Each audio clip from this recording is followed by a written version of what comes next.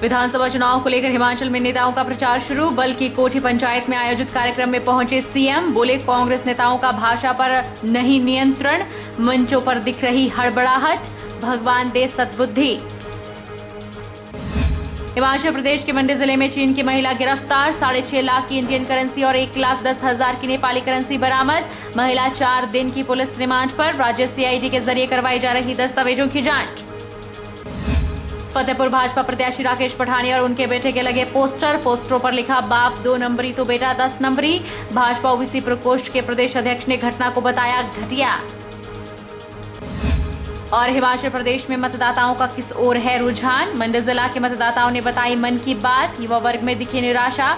बोले प्रदेश में नहीं बदलेगा रिवाज, अग्निपथ योजना के खिलाफ होगा मतदान। नमस्कार, आप देख रहे हैं एचपी 24/7। मैं हूं जनीशा। हिमाचल प्रदेश में विधानसभा चुनाव को लेकर अब नेताओं का प्रचार शुरू हो गया है। इस दौरान नेता एक दूसरे पर जुबानी हमले करने में लगे हुए हैं। वहीं मुख्यमंत्री जयराम ठाकुर ने भी बल्कि कोठी पंचायत में आयोजित एक कार्यक्रम में कहा कि कांग्रेस पार्टी को तबाह करने के लिए इनके नेताओं के बयान ही काफी हैं, हमें कुछ करने की आवश्यकता नहीं। मुख्यमंत्री जयराम ठाकुर ने बल्कि कोठी पंचायत में आयोजित एक कार्यक्रम को संबोधित करते हुए कहा कि कांग्रेस पार्टी में टिकट बिक रहे हैं। यह मैं नहीं बल्कि कांग्रेस छोड़ भाजपा में शामिल हुए उनके नेता कह रहे हैं। यह हालत उस कांग्रेस की है जिसकी दशकों तक देश और प्रदेश में सरकारें रही। वहीं पत्रकारों से बातचीत करते हुए मुख्यमंत्री जयराम ठाकुर ने कहा कि कांग्रेस नेताओं का न तो भाषा पर नियंत्रण है न संयम है। कांग्रेस पार्टी को तबाह करने के लिए कौल सिंह ठाकुर और मुकेश अग्निहोत्री के ऐसे ही बयान काफी हैं, हमें कुछ करने की आवश्यकता नहीं। देखिए, मैं समझता हूं कि जो हालात बने हैं कांग्रेस पार्टी के पूरे देश में और हिमाचल प्रदेश में, उससे भी बुरे असर होने वाले हैं। ऐसे हालात को देख करके वो बौखलाहट में है और सही मायने में वो संतुलन खो बैठे हैं। और ऐसे में मैं इतना ही कहना चाह रहा हूं कि भगवान इनको सद्बुद्धि दे। चाहे कौल सिंह की बात कहें, चाहे जिस प्रकार की भाषा का मुकेश अग्निहोत्री ने किया है इस्तेमाल, भगवान उनको सद्बुद्धि दे। मैं इतना ही कहना चाह रहा हूं, पार्टी को तबाह करने के लिए इनके ऐसे ही बयान जो है वो पर्याप्त हैं, हमें कुछ करने की जरूरत है। वहीं प्रियंका गांधी की रैली को लेकर मुख्यमंत्री ने कहा कि सोलन में हुई कांग्रेस जनसभा में ना माहौल था ना जोश, और वो प्रदेश में जहां मर्जी रैली करते रहे, हमें कोई फर्क नहीं पड़ने वाला। उन्होंने कहा कि भाजपा भी प्रधानमंत्री का एक कार्यक्रम मंडी में करवाएगी। शुरू तो कितनी बार शुरू करेंगे, ये सोलन से वो शुरू कर चुकी है, लेकिन उस सभा में ना कोई जोश था ना कोई माहौल था, ना लोग आ पाए थे, बहुत कम लोग थे वहां पर। इसलिए वो हर जगह शुरुआत करने की बात कह रहे हैं, करते रहे, हमें कोई फर्क नहीं पड़ता, लेकिन हम अपने रास्ते पर चले। हिमाचल में विधानसभा चुनाव के नामांकन के बाद सभी पार्टी के प्रत्याशी चुनावी प्रचार में जुट चुके हैं। बात अगर ड्रंग विधानसभा क्षेत्र की करें तो इस बार मुकाबला गुरु और चेले के बीच का है। यहाँ से कांग्रेस प्रत्याशी कौल सिंह ठाकुर हैं तो भाजपा से प्रत्याशी पूर्णचंद ठाकुर हैं। हिमाचल प्रदेश के विधानसभा चुनाव को लेकर 12 नवंबर को मतदान होना है। 25 अक्टूबर को नामांकन प्रक्रिया संपन्न हो चुकी है और अब सभी पार्टी के प्रत्याशी चुनावी प्रचार में जुट चुके हैं। बात अगर ड्रंग विधानसभा क्षेत्र की करें तो यहां पर मुकाबला गुरु और चेले के बीच में है। यहां से 8 बार विधायक रह चुके कौल सिंह ठाकुर कांग्रेसी प्रत्याशी हैं और भाजपा से प्रत्याशी पूर्णचंद ठाकुर हैं, जिन्होंने 2017 का चुनाव निर्दलीय लड़ा था और कौल सिंह की हार में अहम भूमिका निभाई थी। पूर्णचंद ठाकुर कौल सिंह ठाकुर के काफी करीबी थे, लेकिन इस बार दोनों एक दूसरे के प्रतिद्वंदी है। ड्रग्स में इस बार मुकाबला जहां कांटे की टक्कर का है, वहीं ये मुकाबला रोचक भी होगा। बात अगर कौल सिंह ठाकुर की करें तो वो मौजूदा समय में कांग्रेस के वरिष्ठ नेता हैं और कई बार मंत्री भी रह चुके हैं। उधर ड्रंग विधानसभा क्षेत्र से 8 बार विधायक भी रह चुके हैं। अपने प्रतिद्वंदी को लेकर वे कह चुके हैं कि इस बार चुनावी मुकाबला काफी आसान है और वे भारी मतों से जीतेंगे। साथ ही उन्होंने ये भी कहा है कि भाजपा के पास कोई नेता नहीं रहा, भाजपा कांग्रेस के नेता को टिकट दे रही है, वो भी उसे टिकट दिया गया है जिसे उन्होंने ट्रेनिंग दी है। और भाजपा के पास कोई अच्छे नेता नहीं है। उन्होंने हमेशा ही कांग्रेस पार्टी के नेता, जिनको मैं ट्रेनिंग देता हूँ, कांग्रेस पार्टी के नेता को ही टिकट दिया, ना जिसने कभी कांग्रेस भाजपा का फार्म भी नहीं भरा था, भाजपा मेंबर भी नहीं बना था।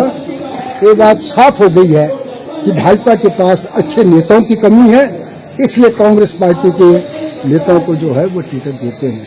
और निश्चित तौर पे पिछली बार उनकी जमानत जब्त हुई थी और अब की बार जन चुनाव क्षेत्र की जनता ने निर्णय किया है कि भारी मतों से मुझे हिमाचल विधानसभा में भेजेंगे। उधर भाजपा प्रत्याशी पूर्णचंद ठाकुर ने कौल सिंह ठाकुर पर तंज कसते हुए कहा कि जिसने 40 साल इस क्षेत्र का प्रतिनिधित्व किया, वो आरोप लगा रहा है कि जयराम ठाकुर ने कोई कार्य नहीं किया, लेकिन वे भाजपा के 5 साल का कार्य देखें और अपने 40 वर्षों में कितना काम करवाया है वो देखें। उन्होंने कहा कि कौल सिंह ठाकुर ने हमेशा मुख्यमंत्री के नाम पर ही चुनाव लड़ा है और वोट भी मांगे हैं। मुख्यमंत्री जनता बनाती है और वो मुख्यमंत्री तब बनेंगे जब द्रंग में जीतेंगे। कि आप लोग जो इतने वर्षों से इस चुनाव क्षेत्र का आप लोगों ने प्रतिनिधित्व किया, आप बताएं इतने इन ठाकुर जयराम की रहनुमाई में इन 5 सालों में कितने काम हुए और आप ये बताएं कि आपके 40 वर्षों में कितने काम हुए। ऐसा है, मुख्यमंत्री जनता बनाती है। मुख्यमंत्री जो है रंग की जनता बनाएगी। मुख्यमंत्री तब बनेंगे अगर जब जीत करके जाएंगे। अगर जनता नकार देगी तो मुख्यमंत्री बनने का सपना छोड़ दें, क्योंकि मुख्यमंत्री, मैं भी उनके साथ था, पिछले 2007 के बाद मुख्यमंत्री के नाम पर जो है चुनाव लड़ा है और चुनाव लड़ रहे हैं। ये लोग आज वो पढ़ा लिखा समाज है, लोग आज गुमराह होने वाले नहीं है। विधानसभा चुनाव 2022 का चुनावी मुकाबला कड़ा है। द्रंग विधानसभा से जनता किसको जिताएगी ये तो आने वाला वक्त ही बताएगा, लेकिन दोनों ही नेता अपने पक्ष में मतदाताओं को रिझाने में जुट चुके हैं और गांव-गांव जाकर प्रचार में जुटे हुए हैं। हमेशा से हॉट सीट माने जाने वाली फतेहपुर सीट इस बार पहले से ज्यादा हॉट मानी जा रही है। फतेहपुर विधानसभा में लगे पोस्टरों ने फतेहपुर में राजनीतिक गर्मी को और बढ़ा दिया है। अब फतेहपुर में भाजपा प्रत्याशी फतेहपुर एवं वन मंत्री राकेश पठानिया और उनके बेटे के विरुद्ध पोस्टर लगे हैं। फतेहपुर विधानसभा में जगह जगह लगे पोस्टरों ने फतेहपुर की जनता में एक और चर्चा को खड़ा कर दिया है। पोस्टरों पर बाप और बेटे की फोटो भी लगी है। लगे पोस्टरों पर लिखा है कि फतेहपुर को बचाना है तो बाप बेटे को फतेहपुर से भगाना है। बाप 2 नंबरी तो बेटा 10 नंबरी। करीब 80 से 90 अलग अलग जगहों पर इस तरह के पोस्टर लगे हैं। इस बार फतेहपुर में कांग्रेस से भवानी पठानिया, भाजपा से राकेश पठानिया, भाजपा से बागी हुए पूर्व सांसद राजन सुशांत और भाजपा से असंतुष्ट चल रहे कृपाल परमार, इन 4 धुरंधर चेहरों के बीच चारकोणी मुकाबला होने जा रहा है। लेकिन अब लगे इन पोस्टरों ने फतेहपुर में राजनीतिक गर्मी को और बढ़ा दिया है। वहीं पोस्टरों पर फतेहपुर भाजपा के वरिष्ठ नेता और भाजपा ओबीसी प्रकोष्ठ के प्रदेश अध्यक्ष ओपी चौधरी ने कहा कि यह एक घिनौनी और घटिया हरकत है। दिन प्रतिदिन प्रत्याशी की बढ़ती लोकप्रियता से घबरा गए हैं। भाजपा प्रत्याशी इस बार भारी बहुमत से जीतेगा। आज जो पोस्टर लगे हैं जो एक बड़ी घटिया और घिनौनी हरकत है। लोग बड़े छोटे हथकंडे अपना रहे हैं जो कि नहीं होना चाहिए। ये कोई कुछ लोगों की सोची समझी साजिश है। प्रत्याशी का जो जनाधार है उसको देखते हुए सब लोग कर रहे हैं। आज की डेट में हमारे प्रत्याशी आदरणीय राकेश पठानिया जी भारी बहुमत से जीत रहे हैं। उनको इतना समर्थन लोगों का मिल रहा है, इससे लोग बुखला गए हैं। पश्चिम प्रदेश के मंडी जिले के जोगिंदरनगर के चौंतड़ा में तिब्बती कॉलोनी में रह रही चीन की एक महिला को पुलिस ने गिरफ्तार किया है। यह महिला नेपाली नागरिक बनकर रह रही थी। महिला से 6.5 लाख की भारत करेंसी और 1,10,000 की नेपाली करेंसी बरामद की गई है। साथ ही फर्जी दस्तावेज भी मिले हैं। वहीं महिला को 4 दिन की पुलिस रिमांड पर भेजा गया है। मंडी जिला के जोगिंदरनगर के तिब्बतियन कॉलोनी चौंतड़ा में महिला की संदिग्ध गतिविधियों को देखते हुए पुलिस ने उसे गिरफ्तार किया है। महिला के पास चीन का वीजा भी मिला है, जबकि भारत में वह नेपाल के वीजे से पहुंची है। मामले की गंभीरता को देखते हुए सुरक्षा एजेंसियां जासूसी के एंगल से जांच कर रही है। वहीं मंडी पुलिस अधीक्षक शालिनी अग्निहोत्री ने मामले की पुष्टि करते हुए जानकारी दी कि महिला को 22 अक्टूबर को गिरफ्तार किया गया है और जब महिला के कमरे की तलाशी ली गई तो वहां इंडियन करेंसी 6 2,40,000 की नकदी, नेपाली करेंसी 1,10,000 बरामद हुई। साथ ही 2 आईफोन और दस्तावेजों को भी पुलिस ने कब्जे में लिया है। मामले की गंभीरता को देखते हुए महिला के दस्तावेजों की जांच राज्य सीआईडी के जरिए करवाई जा रही है। उन्होंने कहा कि मामले में कुछ रिपोर्ट आनी बची है। साथ ही महिला 4 दिन की पुलिस रिमांड पर है और पुलिस की जांच की जा रही है। उसको हमने अपने तौर पे पहले फर्स्ट वेरीफाई किया और उसके बाद वेरिफिकेशन के बाद जब हमें सस्पिशियस सर्कमस्टेंसेस लगे तो उसमें एफआईआर दर्ज किया गया और इसको अरेस्ट किया गया लेडी को। और इनके रूम की जब सर्च की गई तो वहाँ पे हमें कुछ इंडियन करेंसी करीब 6,40,000 रुपए और नेपलीज करेंसी करीब 1,10,000 रुपए नेपलीज रुपए ये हमें वहाँ पे मिले और साथ में 2 आईफोन्स जो हैं वो हमने कब्जे में लिए, सीज किए हैं और कुछ डॉक्यूमेंट्स ट्रैवलिंग डॉक्यूमेंट्स हमने सीज किए हैं। और इसको अभी हम सेलफोन्स के एनालिसिस के लिए लैब्स को उसको फॉरवर्ड कर रहे हैं और जो भी रिपोर्ट हमें आएगी फर्दर कार्रवाई हम उस पर करेंगे। और जो भी ट्रैवलिंग डॉक्यूमेंट्स हैं उनको भी कंसर्न जो एम्बेसीज हैं और कंसर्न जो हमारे गवर्नमेंट ऑफ इंडिया के डिपार्टमेंट्स हैं उनसे हम टेकअप कर रहे हैं स्टेट सीआईडी के थ्रू कि हमें इसकी पूरी डिटेल्स आएँ।